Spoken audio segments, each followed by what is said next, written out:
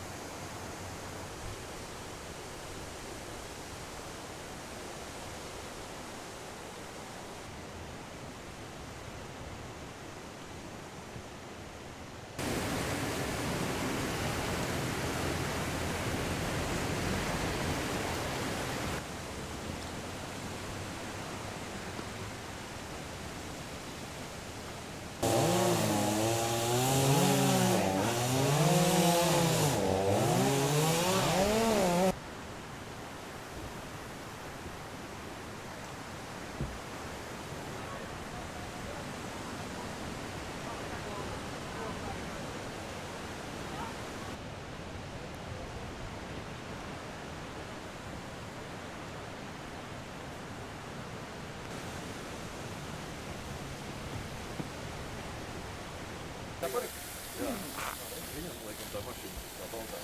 Tas dzīvo.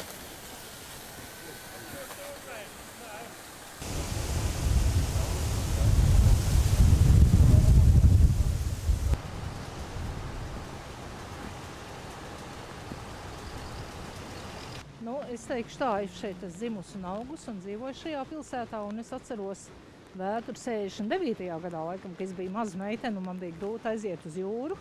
Bet es atceros, ka šī vieta patiesībā ir postīta vienmēr.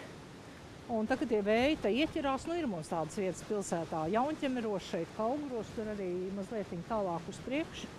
Un vakar mēs braucām 11. bija nolūzuši pāris koki. Tas ir tas, kas sadarīts tagad.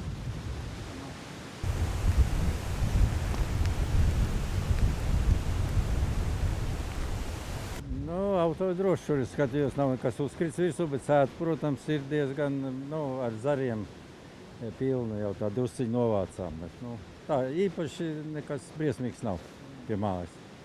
Mums apkārt kaimiņi. Salīdzinot ar citiem, laikam vēl ir labi, jā? Mēs, paldies Dievam, mums viss ir labi. Man tepat pāri atsūtīja draugi bildes šorīt no sava dārza. Briesmīgi.